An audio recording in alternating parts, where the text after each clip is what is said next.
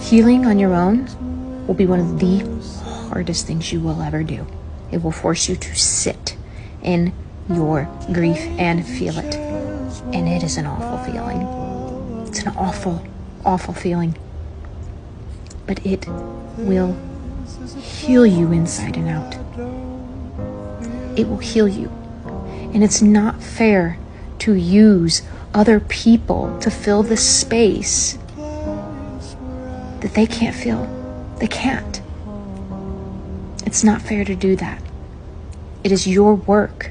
It is up to you to become whole on your own, because you will never be able to show up truly, authentically in a relationship or a connection with another person until you become whole on your own, or at least are in the process of becoming whole on your own. Heal alone.